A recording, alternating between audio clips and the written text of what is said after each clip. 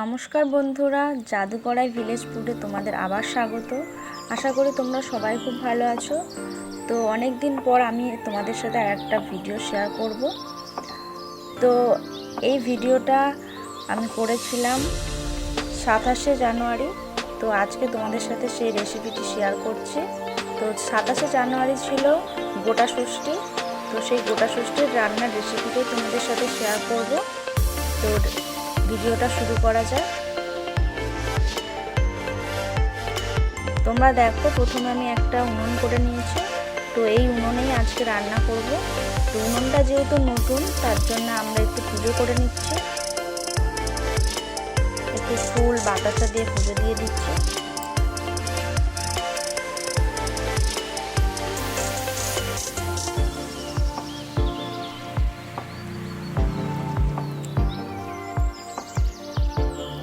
দেখো, একটু ফুল ছড়িয়ে দিচ্ছি।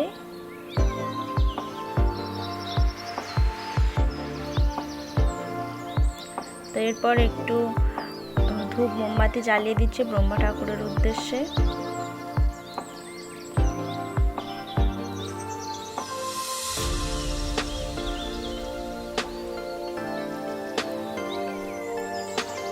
তো ভিডিওটি তোমরা পুরোটা দেখো, আশা করি তোমাদের সবার খুব ভালো লাগবে। আর যেহেতু এই রান্নাটা সমস্ত সবজি গোটা গোটাই রান্না হবে, তো দেখতে আমার মনে হয় তোমাদের ভালোই লাগবে। তো যদি ভিডিওটি ভালো লাগে তাহলে অবশ্যই আমাদের চ্যানেলটিকে সাবস্ক্রাইব করো, কমেন্ট করে জানিও তোমাদের কেমন লেগেছে।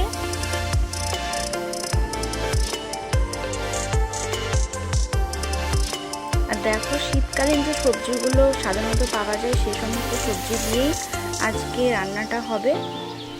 তো দেখতেই পাচ্ছ তোমরা সবজিগুলো, বাঁধাকপি, ফুলকপি, বেগুন, আলু, যে সবজিগুলো সাধারণত শীতকালে থাকে সমস্ত সবজি এখানে রয়েছে।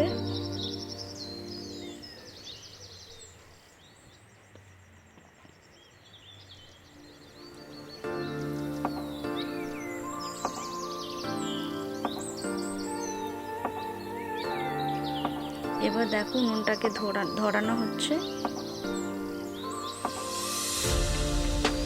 যেহেতু নতুন উনুন, তাই ধরতে অনেকটাই দেরি হয়েছে।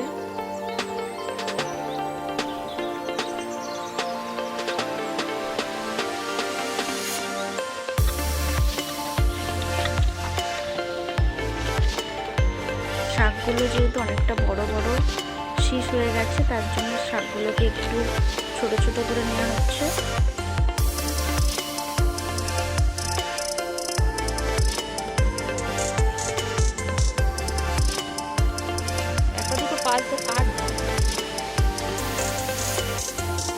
এরপর দেখো, কড়াইতে আমরা তেল দিয়ে দিয়েছি।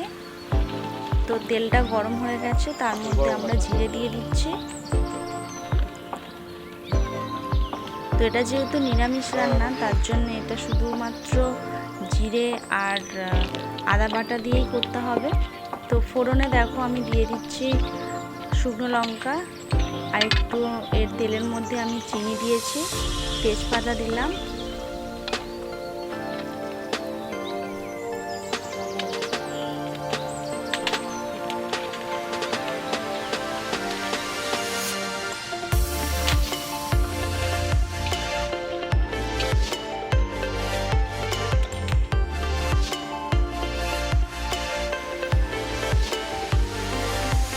দেখো, ফোড়নটা ভাজা ভাজা হয়ে গেছে।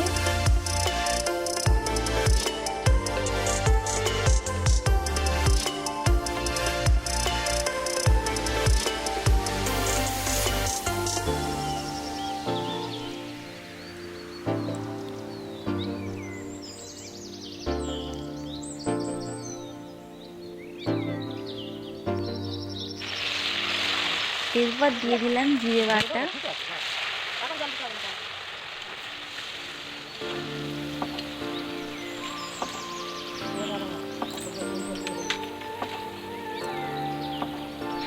দিলাম আদা বাটা, দিয়ে এটাকে একটু হালকা ভাজা ভাজা হয়ে গেলেই এরপর মশলাগুলো দিয়ে দেব। হলুদ গুঁড়ো, লঙ্কার গুঁড়ো, এগুলো পরপর দিয়ে এটাকে ভালোভাবে কষিয়ে নেব।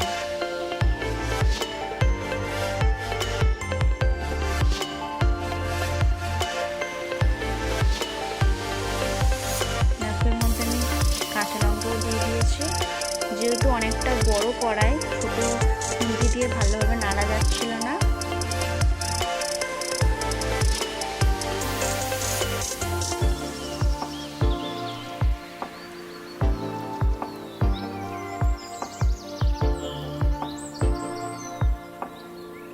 তো এটা একটু ঝালঝালি হবে।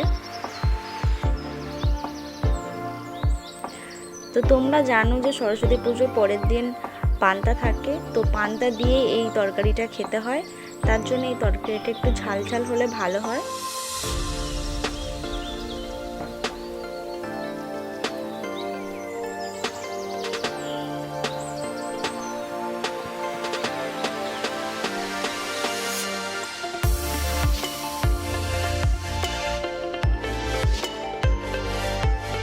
একটু জল দিচ্ছি যাতে মশলাটা নিচে না লেগে যায়।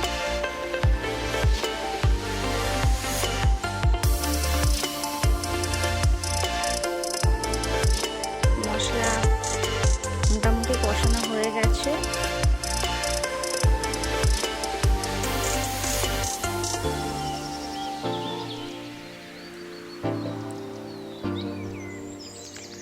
আর আমরা তেলের উপরে গরম মশলা ফোড়ন দিয়েছিলাম, আমি এটা বলতে ভুলে গেছিলাম।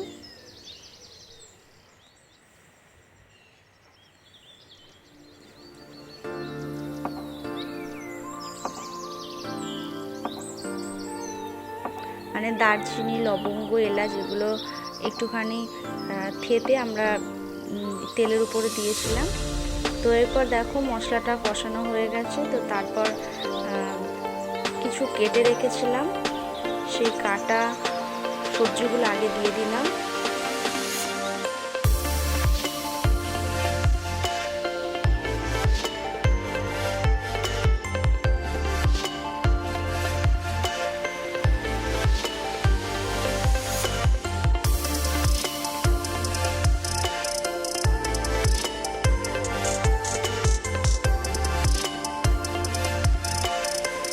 দেখো এরপর গোটা গোটা সবজি দিয়ে দিচ্ছে, গোটা আলু দিলাম,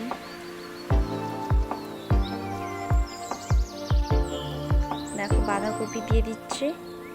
বাঁধাকপিটা মাঝখান থেকে চারচালা করা আছে।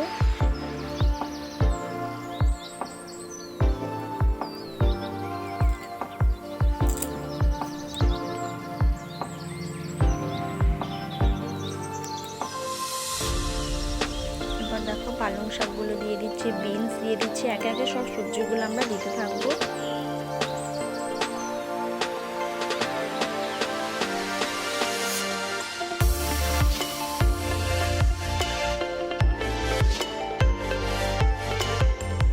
আর এটা কিন্তু এরকম ভাবেই রান্না করতে হয়,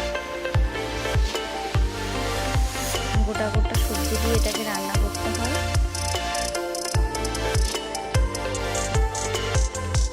তার জন্য এটাকে সবাই গোটা ষষ্ঠীই বলে।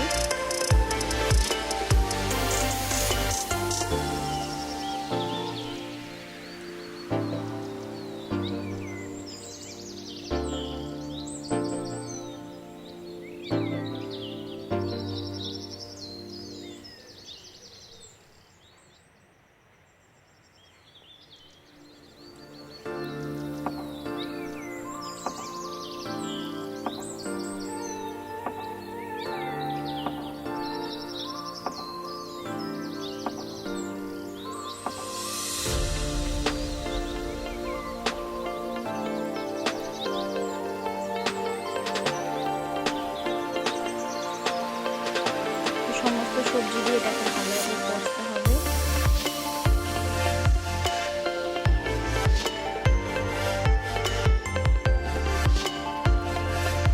তো যেহেতু এখানে অনেক সবজি করবে, তো সমস্ত সবজি তো একেবারে দেয়া যাবে না, তো আবার এই তরকারিটাতে কোনো জলও দেয়া যাবে না। তো একটা সবজি বা দুটো সবজি দেওয়ার পর সেটাকে একটু কষিয়ে মানে আবার আর একটা সবজি দিতে হবে, যাতে সেই সবজির রসেই তরকারিটা হয়ে যায়। সমস্ত সবজি একসাথে দিলে সেটা কিন্তু নাড়াও যাবে না, আর ওর থেকে রস বেরোতেও দেরি হবে। তার জন্য ধাপে ধাপে সবজিগুলো দিতে হবে।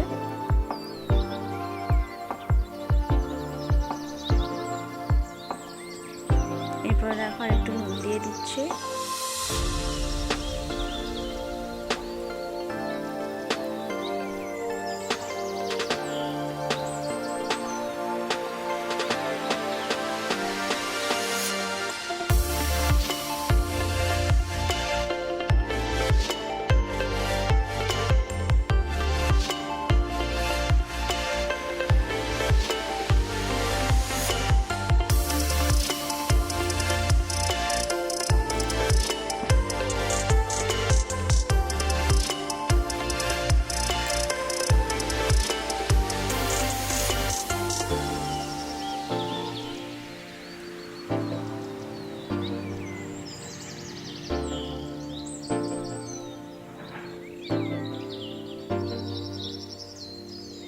এরপর দেখো শুটি কড়াই দিচ্ছি এখানে,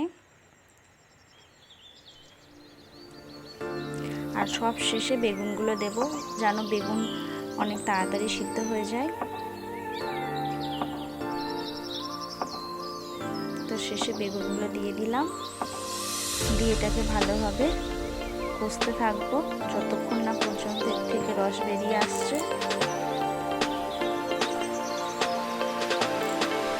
তোমরা দেখতেই পাচ্ছ বন্ধুরা, বেগুনগুলো কিন্তু আস্তই বেগুন, গোটা পর্যন্ত আমরা দিয়ে দিয়েছি।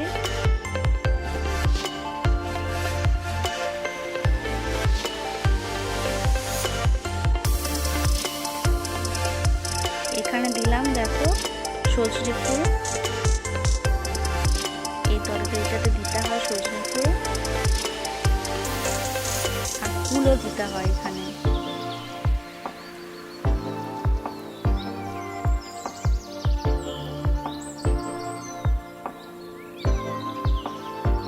দেখো ফুল দিয়ে দিচ্ছে,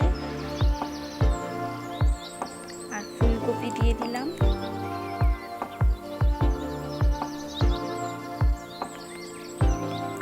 তো তোমরা বুঝতেই পারছো আশা করি এই তরকারিটা কতটা টেস্টি হতে পারে, যেহেতু সমস্ত শীতকালীন সবজি এর মধ্যে পড়ছে, আর শীতকালীন সবজি এমনিতেই টেস্ট হয়, আর এখানে তো সমস্ত সবজি একসাথে যাচ্ছে, তাহলে এর স্বাদ তো অতুলনীয় হবেই।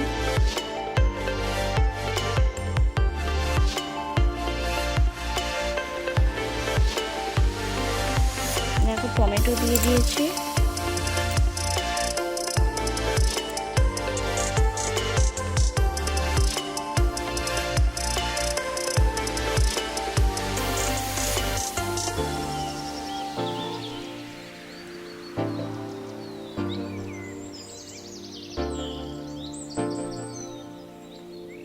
তো তোমরা সবাই জানো, যাদের আছে তো তোমরা জানবে এই তরকারিটা কতটা টেস্টি হয়, আর যাদের নেই বা যারা জানো না তারা অবশ্যই এরকমভাবে বাড়িতে ট্রাই করো, দেখবে খুবই ভালো লাগবে খেতে।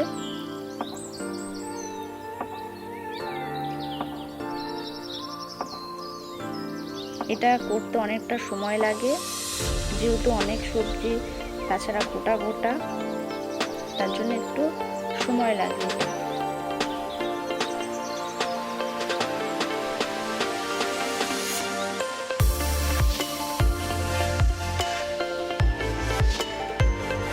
তাছাড়া কোনো জলও দেওয়া যাবে না।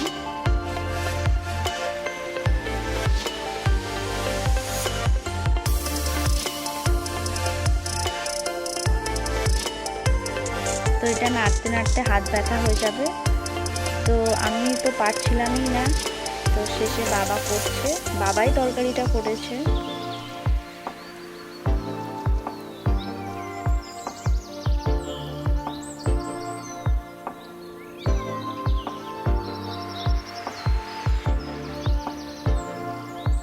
আর আমি উনুনে জাল দিচ্ছিলাম।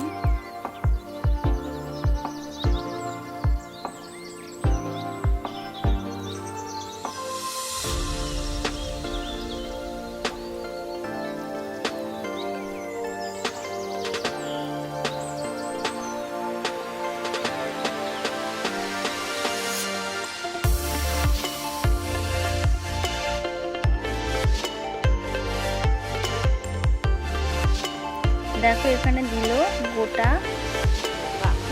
কড়াই,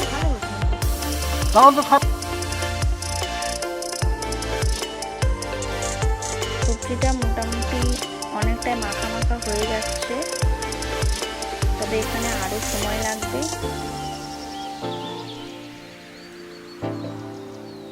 তো এই রান্নাটা করতে যেহেতু 1.5 ঘন্টা থেকে 2 ঘন্টার মতো সময় লাগবে, তো আমি তো এতটা লং প্রসেস তোমাদেরকে দেখাতে পারবো না। তার জন্যে আমি এটা কষতে কষতে যখন তরকারিটা প্রায় হয়ে যাবে সেই সময় তোমাদেরকে আমি রেসিপিটি দেখাবো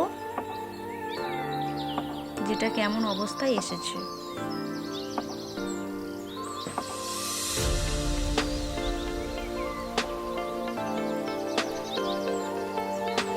আর এখানে সমস্ত সবজিই পড়ে গেছে, যেসব সবজি আমরা দেবো বলে রেখেছিলাম। A few moments later. তো দেখো একেবারে শেষ পর্যায়ে চলে এসেছি। তো তরকারিটা হয়ে গেছে, তো দেখতেই পাচ্ছ সমস্ত সবজি মিশে তরকারির কালারটা কেমন এসছে। তো চচ্চড়ি যেমন হয় সমস্ত রসটায় মরে তো চচ্চড়ি হয়, তো এর রসটা সব মরে গেছে। আর তরকারিটা নামানোর পরে আমরা শুধু জিরে গুঁড়ো দিয়েছিলাম।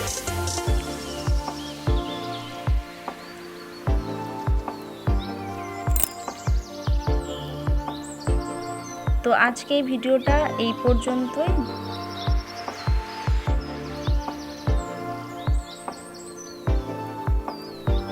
দেখো তোমাদের কাছ থেকে দেখাচ্ছি তরকারিটা কেমন হয়েছে।